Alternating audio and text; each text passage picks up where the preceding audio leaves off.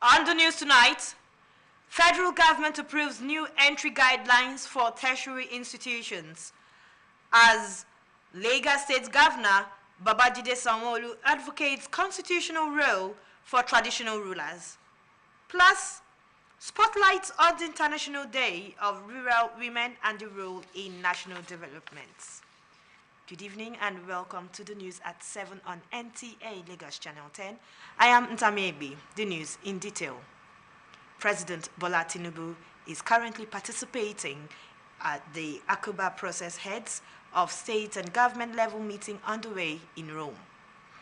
Following the technical meeting on Tuesday, the heads of state and government are meeting this Wednesday at Italian National Gallery of Modern and Contemporary Arts.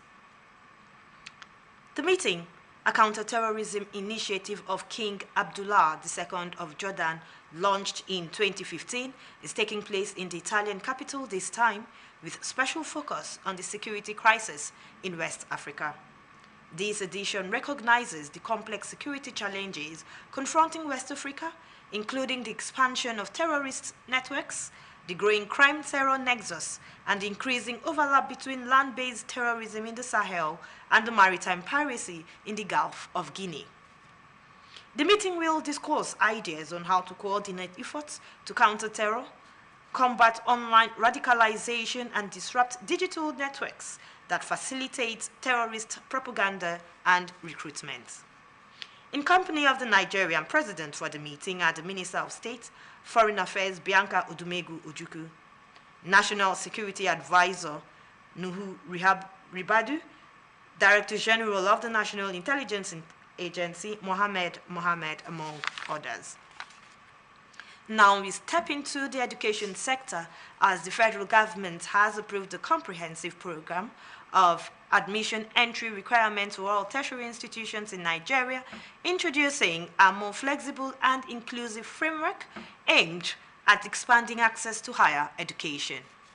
A statement by the Director of Press and Public Relations, Federal Ministry of Education, Boriowo Folashade, explained that the new policy was championed by the Minister of Education, Dr. Tunji Alausa, in line with President Bola Tinubu's renewed hope agenda. Dr. Alausa said the reform became necessary after years of restrictive admission requirements that denied many qualified candidates placements despite meeting academic expectations. He noted that although over 2 million candidates sit for the Unified Tertiary Matriculation Examination annually, only about 700,000 secure admission, a gap he attributed to outdated entry rules rather than lack of ability. The minister further disclosed that under the new guidelines, mathematics will no longer be compulsory for candidates seeking admission into arts-based programs, while entry requirements have been updated across universities, polytechnics, colleges of education, and innovation enterprise institutions.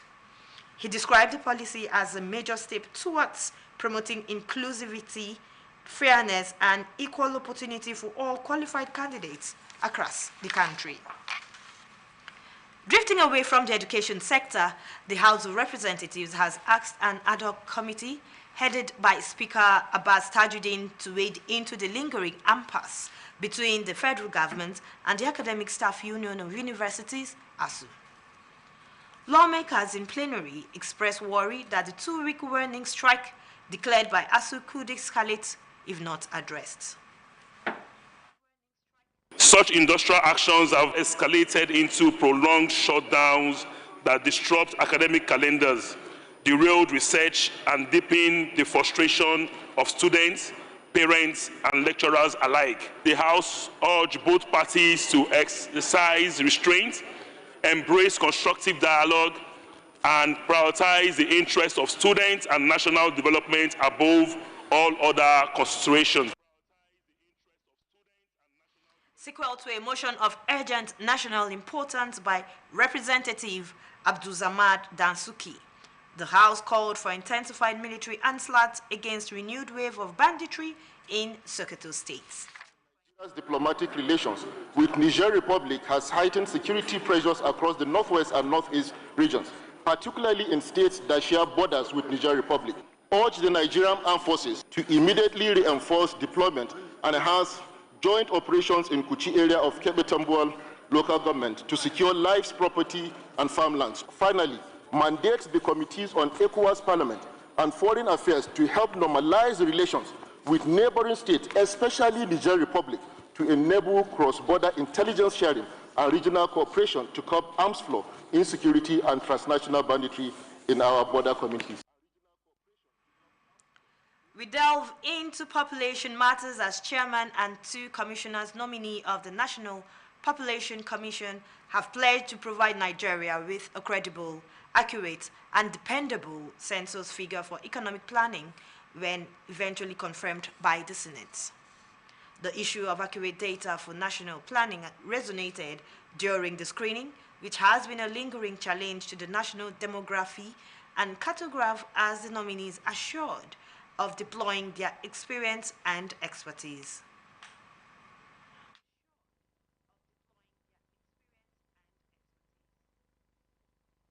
The duty of the National Population Commission informs national development plans, policy decisions, and allocation of resources. Census is very, very important in planning, economic planning. Whatever you want to do, if you don't have an accurate data, there is no way you can plan very well and succeed. The nominees are Aminu Yusuf from Niger State as chairman, Joseph Kigbu and Tonga Bularafa from Nasarawa and Yobe States as commissioners. It would be recalled that Nigeria's last census was conducted in 2006. And back home here to Lagos, the voices of Nigeria's royal fathers are getting louder, and this time they are echoing from Lagos. Governors, traditional rulers, and top government officials are calling for constitutional reforms to give traditional institutions a formal place in Nigeria's governance structure. The call came at the 2025 National Executive Committee meeting of the National Council of Traditional Rulers of Nigeria. Joyken Abakboya reports. Was a royal convergence in Lagos, a gathering of the nation's foremost traditional rulers from across Nigeria's geopolitical zones and political leaders, united by one cause, strengthening the traditional institution for national stability. Hosted by Lagos State Governor Babajide Sanwo-Olu, the event is themed "The Traditional Institution, the Imperative of its Inclusion in Effective and Efficient Governance in Nigeria." You remain inclusive and you sync with the broader vision of a just and a thriving nation. I want to also thank you for the support you continue to give, Mr. President, in driving the renewed agenda of this administration. Representing President Bola Tinubu, Imo State Governor Hope Uzodinma recalled the historic place of traditional rulers in Nigeria's constitution and called for reforms to restore their legal relevance. Your call for constitutional recognition is not a demand for privilege. It is a demand for clarity and for the protection of a role that has survived the war, survived colonization, survived the military rules, and political instability. From the royal throne also came strong calls for inclusion and restoration of their statutory privileges. We are not a government organ. We came on our own to see how we can help the political leaders lead in the best way with the fear of Almighty God, with the love of one another, love of this country. We will continue to complement your efforts. We will continue to support your positive initiative, and also we will continue to put Nigeria first. As deliberations continue, stakeholders are expected to draw up resolutions that could pave the way for legislative action, giving traditional rulers a defined role in Nigeria's democratic system. In Lagos, Joy Ken Abakbuya, NTA News. And now we walk into the maritime sector with this report that states the National Association of Government-Approved Freight Forwarders, NAGAF, has partnered with Independent Corrupt Practices and Other Related Offences Commission, ICPC, to intensify the fight against corruption within Nigeria's maritime sector. At a one-day public enlightenment workshop in Apapa, Lagos State, the association sensitized port operators on the need to uphold transparency, integrity, and professionalism in their operations. Oluwabukola Akande brings us details. You must be ready. If you are ready to fight, you must be ready to carry a swollen face. It comes with a renewed warning and a call for strict adherence to the ethical conduct as the spotlight was placed on the fight against corruption in Nigeria's maritime sector at a one-day public enlightenment workshop organized by the National Association of Government-Approved Freight Forwarders, NAGAF. According to the founder of NAGAF, Boniface Anebonam, integrity remains the true passport to professionalism and sustainable progress in freight forwarding and port operations. So if we want to fight corruption, whether it's custom, police, and any other, you have a role, you're under oath. If somebody comes to stop you from doing what you ought to do, say no, you yourself say no. I want to believe that it's the laws are made for man, not man for the law. Human beings are dynamic. There is need to form a very strong synergy and to make sure that people selected to do the work are people who have goodwill, not people who can just expose them to that place. They will even become more corrupt than the people that are meant to checkmate. The resident anti-corruption commissioner of the Independent Corrupt Practices and Other Related Offences Commission, ICPC, expressed deep concern over the persistence of corrupt practices at the port, describing it as a major setback to Nigeria's economic development. So my sermon here is simple and direct. That Nigeria is in crisis and the anti-graft crusade will not be complete and final without the entirety of citizens taking ownership of the fight. The workshop forms part of NAGAF's ongoing initiative in collaboration with the ICPC to promote good governance and ethical conduct within Nigeria's maritime and logistics value chain. In Lagos, Oluwabukola Akande, NTA News. Now we'll go on a short break. More reports afterwards. Please stay tuned. We'll be right back.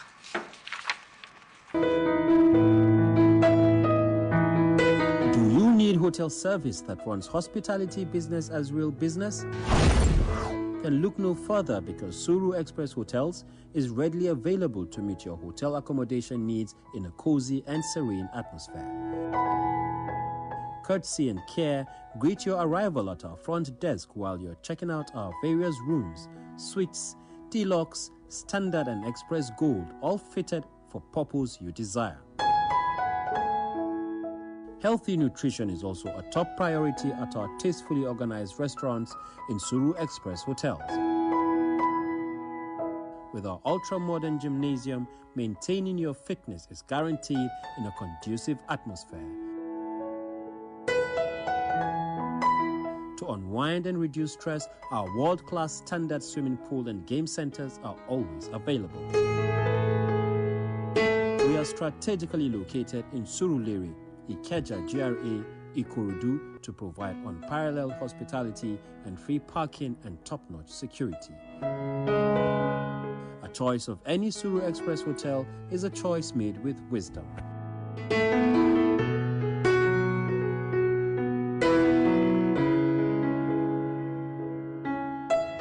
Guys, what we're basically doing today is to search for the tastiest biscuits ever on the playground.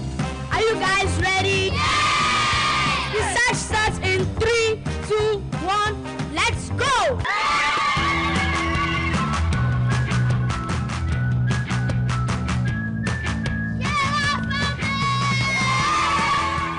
Sona biscuits are rich in flavor, nourishment, and excitement. Grab a bite today. You're welcome back. They might seem insignificant, yet they remain the backbone of agricultural production and family welfare. Despite their immense contributions, rural women continue to face challenges such as limited access to education, healthcare, credit facilities, and land ownership. As the world marks the International Day of Rural Women, SA Omamaka highlights the role of rural women in national development. The reports. Nigeria's rural communities, women rise with the sun, tilling the soil, planting seeds and nurturing families. They are the silent strength behind the nation's food security. From the statistics, we have it that about 60 to 80% of agricultural workers in Nigeria are women. They are the rural women. And where they are just working for people, they could not own their own land, we are saying they should be given the resources. Mulikat Kikalomo, a fish farmer in Badagry area of Lagos, says although there has been some government support for rural women, there is much more to be done, especially in accessing basic facilities that continue to hold them back. After processing, where do we sell to? Marketing is a major challenge for us. We don't have a place to sell to. We've been going from house to house, but if the government can mop it for us, collect everything from us, give us money, we'll be able to produce more. We are no longer in the age of no, you cannot own land, you cannot do this. I think government is also helping with farmland. So if our women who have access to this, it will help a lot. Government has so much in agriculture, giving them some tools free of charge. This should be given to women. Analysts say empowering rural women by improving their access to land, credit and training not only increases productivity but also reduces poverty and strengthens community resilience. Many of them are deficiency in educational qualification. Some don't have the skill. We can give them some skills, you know. They let them be able to do things. You don't just face, they can not face just only farming. From their home, they can turn waste to west. Technology is important in whatever you want to do. Some women, if you want to buy from them, give me your account number. No, I don't have account number. If the government even wants to help you, they will ask you to submit your account number. Are you going to submit another person's account number? So I am telling them now, you embrace every part of technology and be well grounded in what the technology, our technology is going to help you. As the world celebrates the International Day of Rural Women, the message remains clear. Investing in rural women is investing in the nation's future. In Lagos, S.A. Omamaka, NT News. And up next is latest from the foreign scene. Has revoked 6 visas over social media posts about an activist, Charlie Kirk, who was killed at a rally, saying it won't hold foreigners who wish death on Americans. The move coincided with President Donald Trump awarding Kirk the Presidential Medal of Freedom as part of a wider crackdown on foreigners over online remarks and political activity. Moving on, deadly clashes have erupted along the Spain-Boulder-Chaman border, leaving several people dead and injured. Both Pakistan and Afghanistan accused each other of starting the attack overnight. Pakistani officials said Taliban fighters opened fire, killing 6 soldiers, while Afghan authorities claim Pakistani shelling killed several civilians. The renewed violence comes despite peace efforts by Saudi Arabia and Qatar. That's it on foreign news. I am Monioluwa Isijola, NTA News.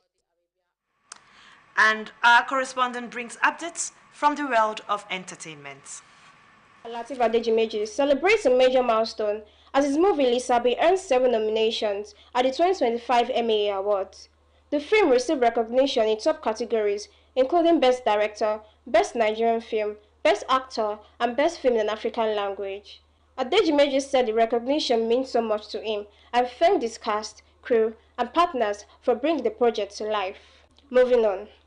Edo language superhero film Osamide has premiered in Lagos ahead of its October 17 nationwide release, produced by Lillian Ulubi and directed by James Omokwe. The film follows a young woman who discovered her sensual powers. This has earned standing ovations in Edo and Lagos, with Minister Jumoke Oduwole attending the premiere to highlight further support for Nigeria's creative industry. And that's all on entertainment news. I am Prosperity Olajire, NTA News.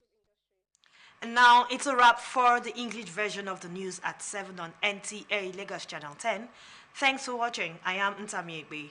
As Oluwase Akinlade, who helms the next section, comes up with the news translation in Yoruba. Please stay tuned and have a lovely evening.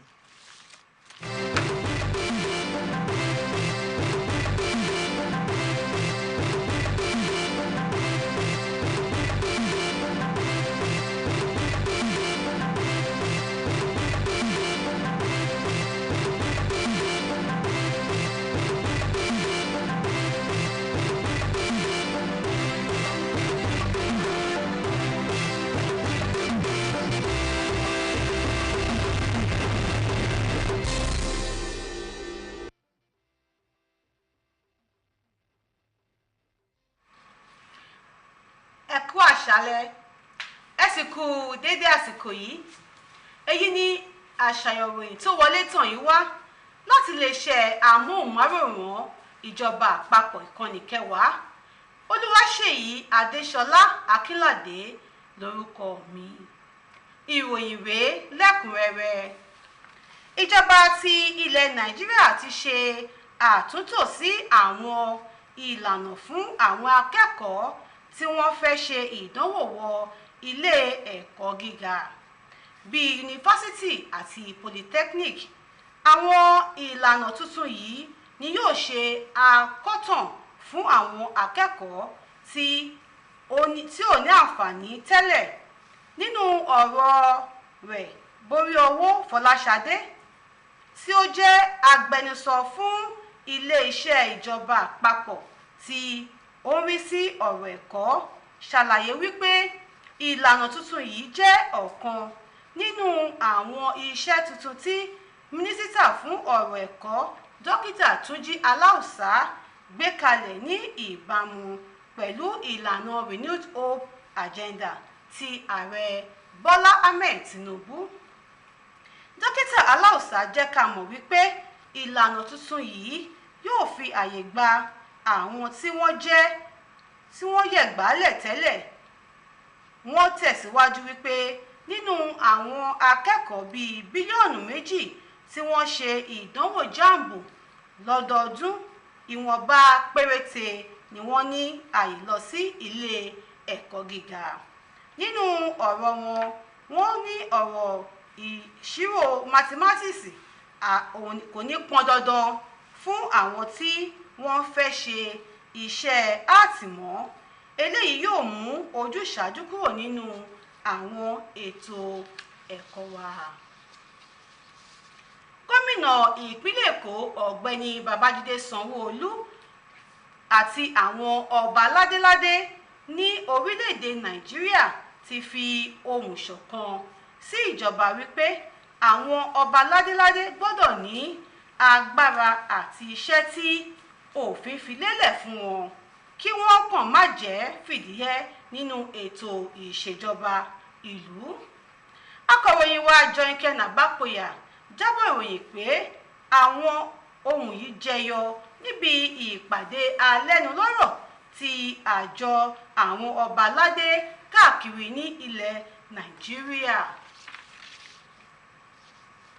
Àjọ NAGAF tí wọ́n jẹ́ àwọn àjọ tí ó ń gbé ẹrù lọ sí òkè òkun lórí omi, eléyìí tí ìjọba fi òǹtẹ̀ lù, ti sowọ́pọ̀ pẹ̀lú àjọ tí ó dojú ìjà kọ ìwà àjẹbánu ICPC láti wọ̀yáàjà pẹ̀lú àwọn tí wọ́n ń hùwà màdàrú àti àjẹbánu.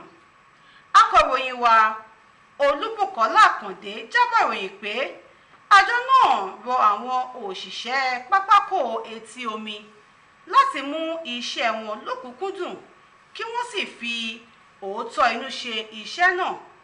Ibi ìdánilẹ́kọ̀ọ́ ọlọ́jọ́ kan ní ìlú Àpápá ni ọ̀rọ̀ yìí ti jẹyọ. Tó a ò ní ibi jù báyìí lọ lórí àṣàyàn ìròyìn tòní. Èmi Olúwaṣèyí Adéṣọlá Akínládé ló ń dàgbò fún yín. ẹ ṣe tẹ̀ ń tẹ́tí sí wa àájú ọ̀la lọ.